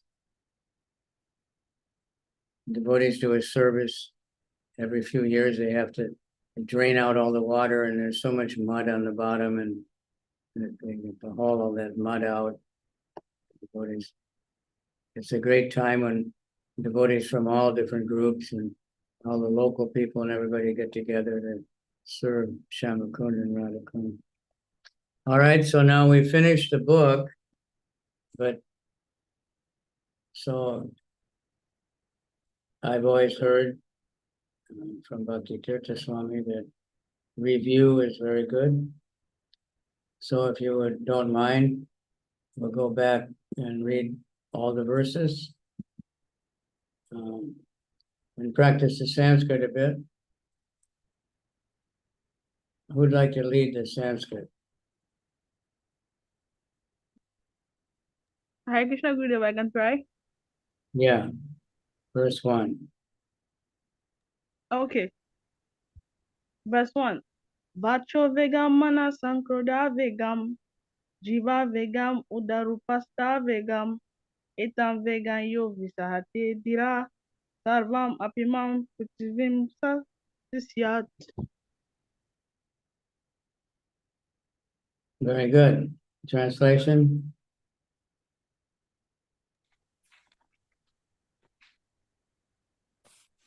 Translation. A sober person who can tolerate the urge to speak, the mind's demand, the actions of anger, and the urges of the tongue, belly, and genitals is qualified to make disciples all over the world.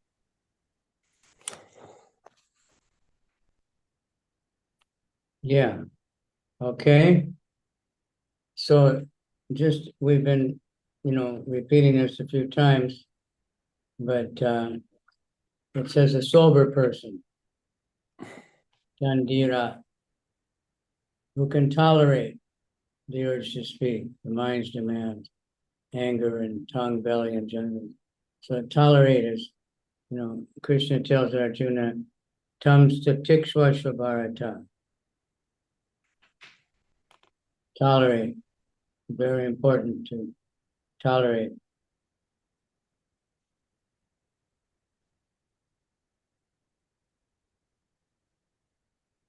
Okay, not that there will be no urges. They'll always be there because the body is just, these things are just like disease, old age, it's all built in. But one learns to tolerate until the fact that they're almost not there because you don't pay any attention to them. Okay, text 2. Another different reader. Yeah, go ahead. Yeah, Chitamani, your network is bad. Yeah, go ahead. Okay. Atyahara prayashascha prajapunya magraha jana sangas chala liam cham sabe bhakti vinasyati. Very good. Translate.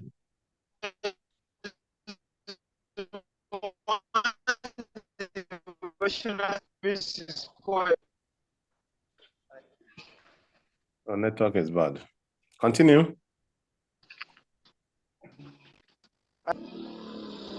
Krishna Gurudev. Continue.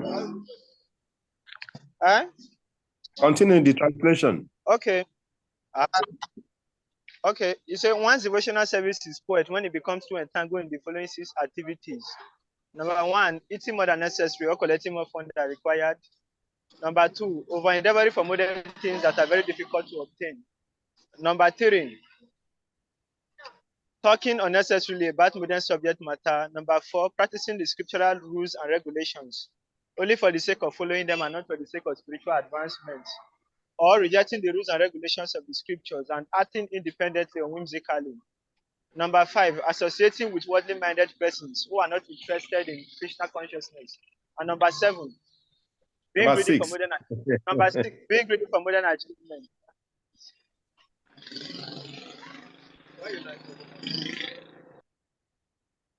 Okay. One's devotional service is spoiled when it becomes too much entangled, eating more than necessary, collecting more funds than necessary, or collecting anything more than necessary, over endeavoring for mundane things that are difficult to get.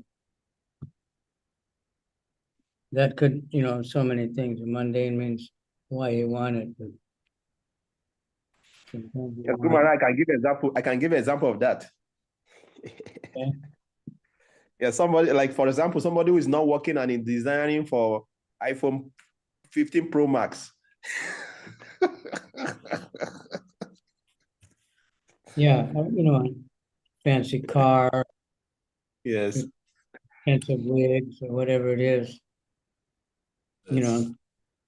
They're mundane things. But if it just happens to come your way, okay. But if it's we have to just work and work and work and think and forget everything else that happens sometimes. Yes, Guru Maharaj. We've seen in devotees in our movement that sometimes big leaders that they got the idea that if we just get a lot of money, then we can do really big preaching. And they get so absorbed in scheming how to make money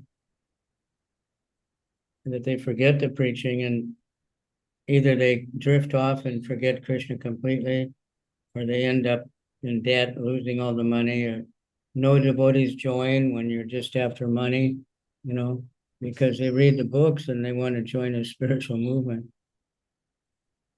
Okay, let's go to the positive thinking. Text number 3. Text number 3. Someone else? Osahan Naschayat Dariet Tata Kama Prabhatanat Sanga Tyagat Shato Vriti Sadbir Bhakti Prasidyate. There are 6 principles favorable to the execution of pure devotional service. 1. Being enthusiastic. 2. Endeavoring with confidence. 3. Being patient. 4. Acting according to regulative principles, such as Shravanam, Kirtanam, Vishnu, Smaranam. Hearing, chanting, and remembering Krishna. 5. Abandoning the association of non-devotees. And 6. Following in the footsteps of the previous acharyas. These 6 principles undoubtedly assure the complete success of pure devotional service. Hare Krishna.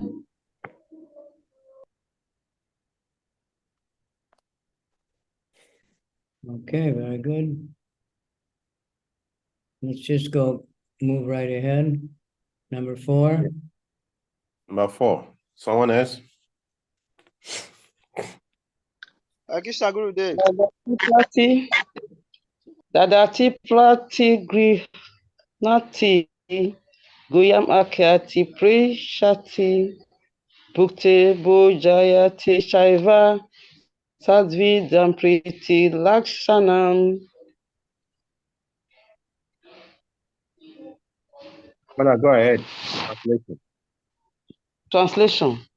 Offering gifts in charity, accepting charitable gifts, revealing one's mind in confidence, inquiring confidentially, accepting prasad, and offering prasad are the 6 symptoms of love shared by one devotee and another.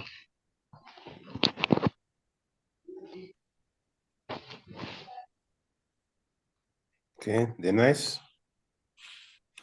Now we are revising. Next, somebody can just read immediately.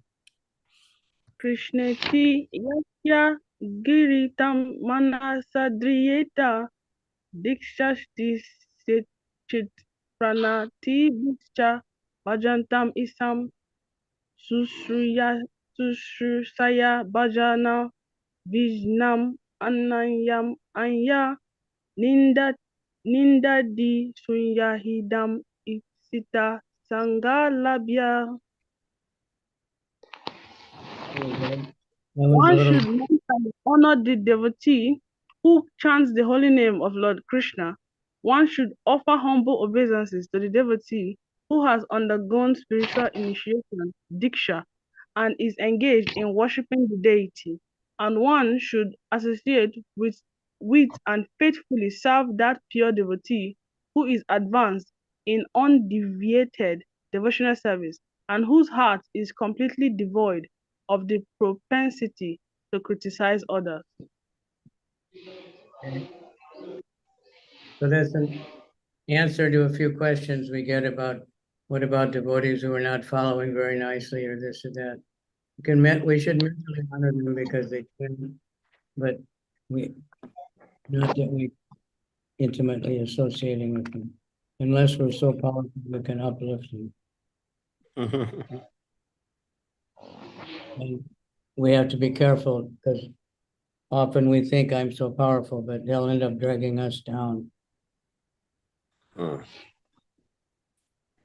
know, because you hear about their nonsense talks and everything. All right. Yes, Guru Maharaj. Next. The one you should offer obeisances to one who's engaged and initiated in worshiping the deity, and serve the pure devotee who's advanced in undeviated devotional service and completely devoid of the propensity to criticize others.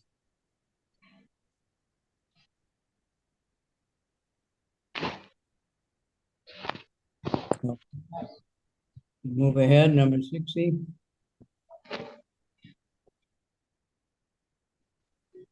Bhava Janidhai Vapusas Chadosai Na Prakrit Tatvam Iha Bhakta Janasya Pasyet Gangam Basamna Kulu Buduba Pina Pankai Pankya Brahma Dravatvam Apagachati Nira Damai. Being situated in his original Krishna conscious position, a pure devotee does not identify with the body. Such a devotee should not be seen from a materialistic point of view. Indeed, one should overlook a devotee's having a body born in a low family, a body with a bad complexion, a deformed body, or a diseased or infirm body. According to ordinary vision, such imperfections may seem prominent in the body of a pure devotee, but despite such seeming defects, the body of a pure devotee cannot be polluted. It is exactly like the water of the Ganges, which sometimes during the rainy season are full of bubbles, foams, and mud. The Ganges water do not become polluted.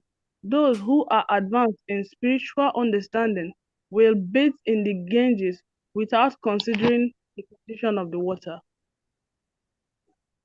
All right, that takes faith. But we see devotees doing that.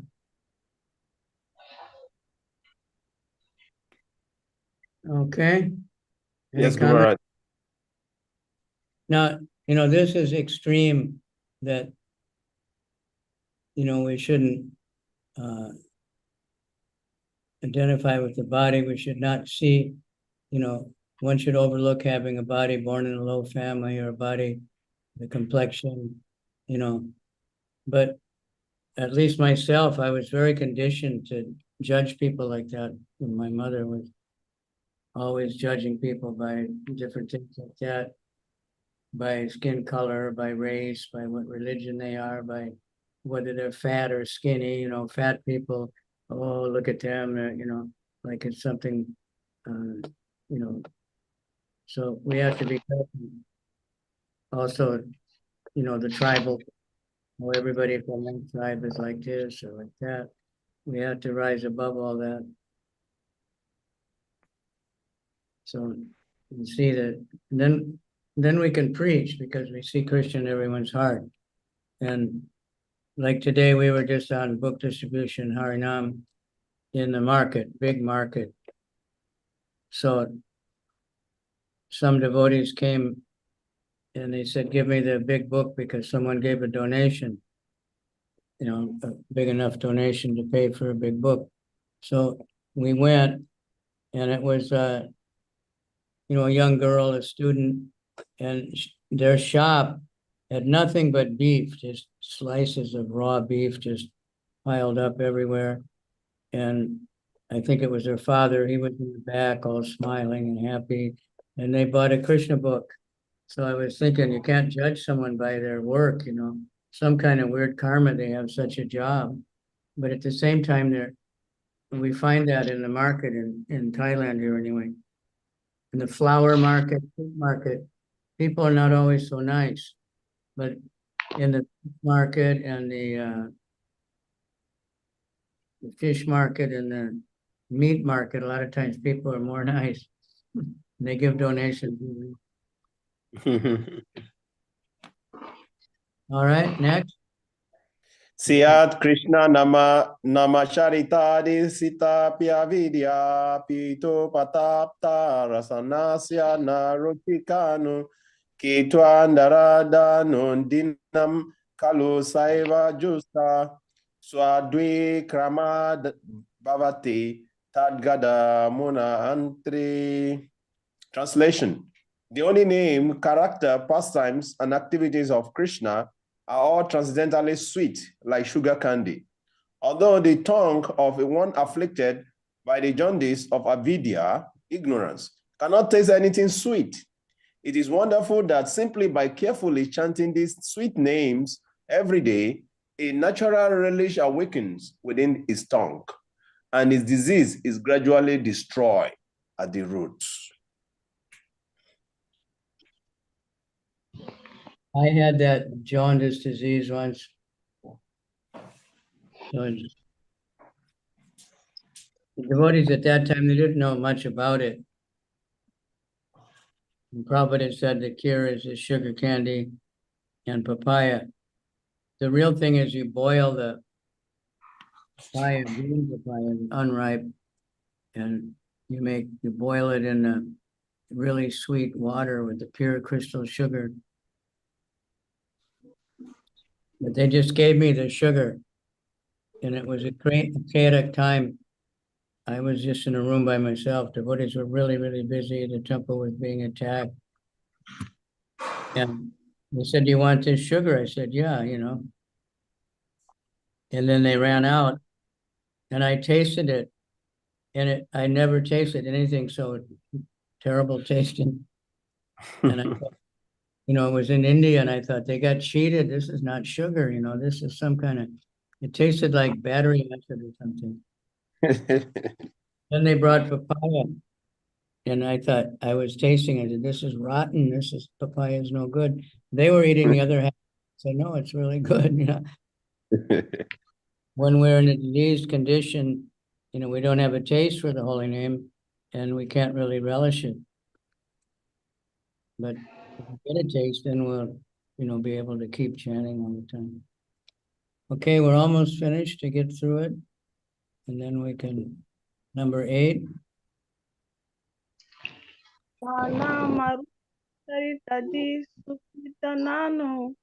someone else on Masma. You're very enthusiastic. Too fast. Like Hanuman. Everybody complained about Hanuman that they couldn't do any service because Hanuman always did it right away. Yes, Guru Maharaj. Because many devotees are not coming up to read. Please unmute yourself and read. If not, Jamasa is going to take all the blessings. Read.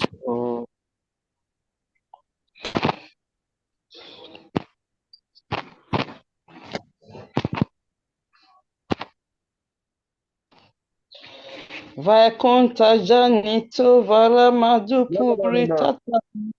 Mother, you have jumped one. You have I jumped one. Okay, let me go. Okay. Thank you. Okay.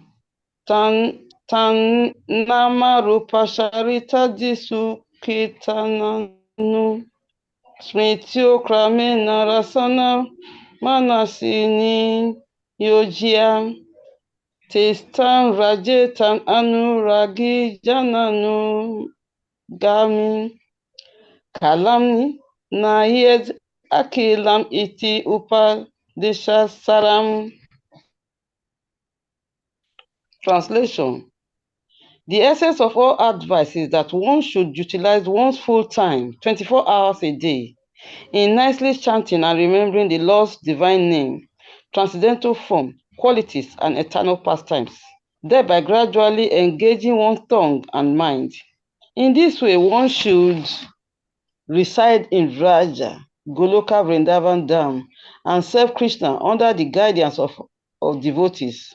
One should follow in the footsteps of the Lord's beloved devotees, who are deeply attached to his devotional service. Thank you. Somebody else? Next. Number 9.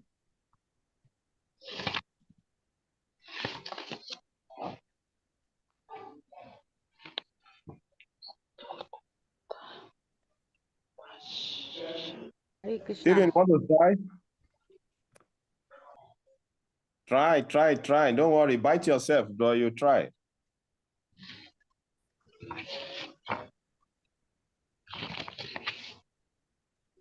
Can I try? Well, let's give chance to these devotees who are hiding behind the cameras. They don't want to talk. Okay. Hare Krishna, Prabhu. Let me try. Please try. Yes. Vaikuntaj Janito Varamadho Purita Trapi Raso Savat Vrinda Rayam Udaram Pani Ramani Satrapi Govindananam Radakunda Hyapi Goloka Pata Pramatraplavanat Guya Asya Virajatu Giritati Sarvam Vakinaka. Very good. You try. Clap for yourself. Oh, yeah. Translation.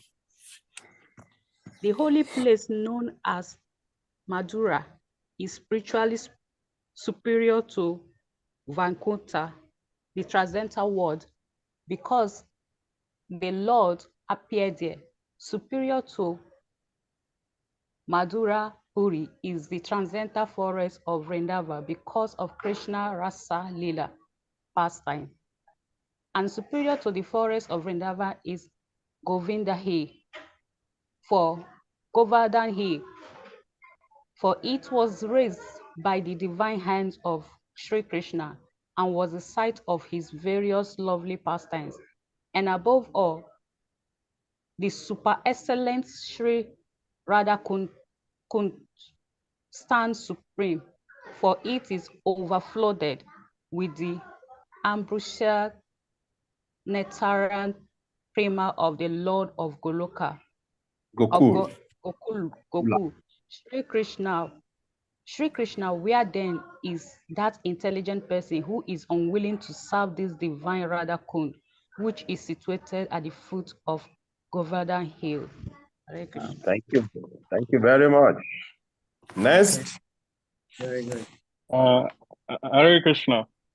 Yes, bite your tongue, but try. Kamibio Parito Hare Prayasta Virtam Yayo Janinas Sabio Jana Vipta Bhakti Parama Premaika Nista Tata Saibio Tat Pasu Pala Pakdaka Dresa Tabio Pischa Radika Presta Tadva Iyam Tadia Sarsitam Narasti Kakriti. Good. In the Shastris, it is said that of all types of fruitive workers. He who is advanced in knowledge of the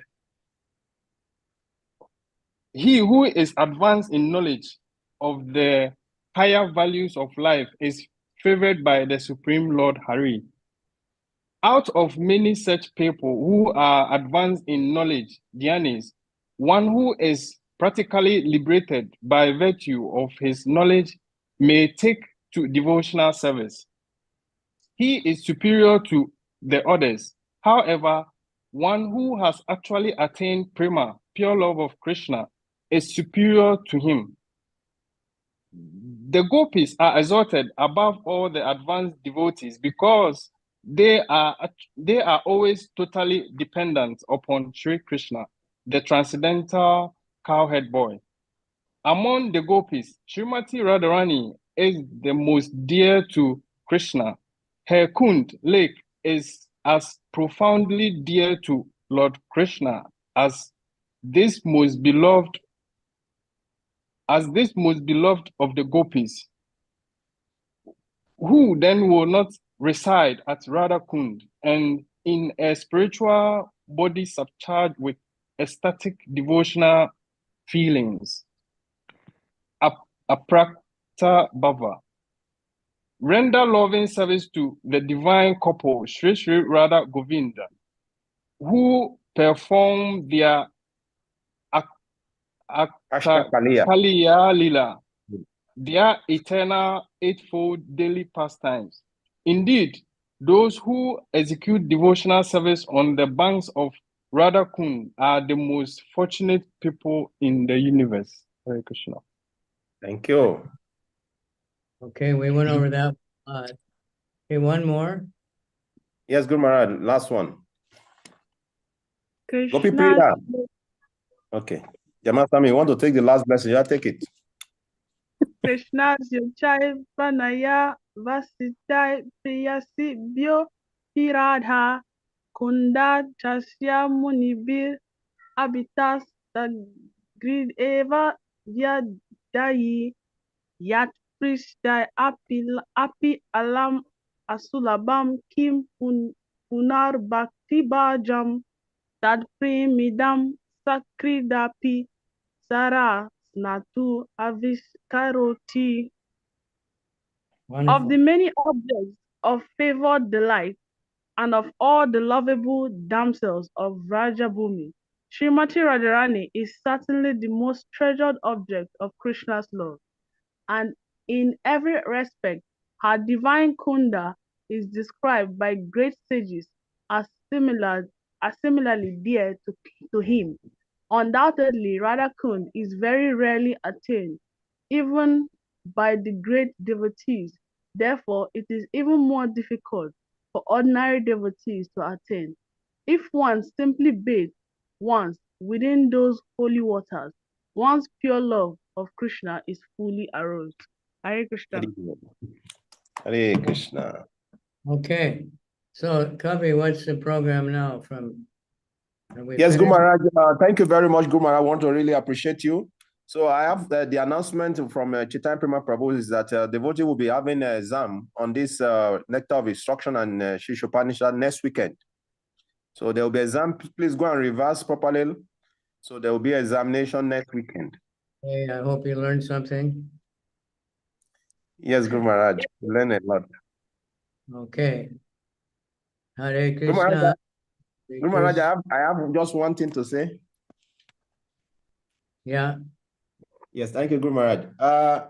Just like we were reading about the topmost to be the Radha Kund. So there's this verse in Srimad Bhagavatam, Canto 10, 31 and 9, where the gopis are glorifying those devotees who are preaching the glories of the Lord or distributing the books. Tava katamritam tapta jivanam kavibir iditam karmashapaham shavana mangalam shrima atatam bhuvigrinantiye burida jana. So although Shridarupa Goswami is glorifying these gopis as Srimati Radharani to be topmost, but now the gopis, they are glorifying the preachers. Translation: the nectar of your words are The words of your words and the description of your activity are the life and soul of those suffering in this material world. This narration, transmitted by learned sages, eradicates one sinful reaction and bestow good fortune upon whoever hears them. These narrations are broadcast all over the world and are filled with spiritual power. Certainly, those who spread this message of Godhead are most munificent. So this is the Gopi's comment. Yeah. Right. And that's the verse that Lord Chaitanya jumped up when King Prabhupada said it and started dancing and saying, chant more, chant more. All right. Hare Krishna, Hare Krishna. Hare Krishna, Krishna Krishna, Hare Hare Hare, Hare Hare Rama, Hare Rama, Rama Rama, Hare Hare. Gita ki jai, Ishopanishad ki jai, and next This one. is Swami Maharaj ki. Jai. Hare Krishna, Guru Maharaj. Thank you very much. So, devotees, please wait. There's an announcement from His Chaitanya Prema Prabhu. Just give me 1 minute. Let me read directly what Prabhu is saying, okay, about your examination. Okay, so Prabhu said I should announce to all of you that there will be examination next week. And so, and also there's going to be essay writing also, which you have to write at least 360 words. And you will say you will submit it to Chaitanya Prema Prabhu through his email or WhatsApp. Okay, so we are going to send this open book assessment, which is essay writing. We are going to send it to you, and also next weekend. Okay, Prabhu has deleted that message. So next weekend is said that next weekend is going to be the examination for this book. So please go and revise and study very scrutinizingly both Shri Upanishad and Nectar of Instruction, because this the two combine your unit 1. Okay, so please go and go through them. Hare Krishna. Thank you very much. Krishna. And also the last announcement I want to say is that before we start our Bhagavad Gita, after this examination, Guru Maharaj instructed me that we should have Bhagavad Gita Sanskrit. So we are going to do Bhagavad Gita, how to read these our Sanskrit words. We're going to, it's called Bhagavad Gita Sanskrit. We're going to read it before we start the Bhagavad Gita. So that for some of us who are finding it difficult to pronounce some of the words, we can show you how to pronounce them when you see them. It make it more easier for you. And the more you practice, the more you become used to them. So we're going to do that before you now start your Bhagavad Gita study. Hare Krishna. Thank you very much. Have a wonderful day. See you. Yes, you want to say something? Yes, please. Who is the lecturer for the Bhagavad Gita class, if I may ask? The Bhagavad Gita class is going to be divided into different units, so many units. So you are going to have so many teachers. So you are going to have His Grace Ganga Prasad Prabhu will be your teacher. At a particular point, Bhakti Sharodeshna Maharaj will be your teacher. At a particular point, Kavicandra Das is going to be your teacher. So you have different units, so many units in Bhagavad Gita. So like from chapter 1 to chapter 3, it's a one unit, one part, particular part. Then 4 to 6, then 7 to 9, then you have 10 to 12, 13 to 16. So like that, 3 chapter, you're going to have the different facilitator to take you through the Bhagavad Gita, so that you can have different experience of. And you know, Kichiri. I don't know. Do you know Kichiri? How many of you know Kichiri? How many of you know Kichiri? There's one menu they call Kichiri. You know Kichiri? Yes, bro. I know it's like. Kichiri is one of the best food in India, where you have everything mixed together. So when you have different teachers giving you this, you know, from their own different angles, Gita is going to be very sweet and wonderful. Okay. Okay. Thank you. Hare Krishna. So prepare for the exam for next weekend. Hare Krishna.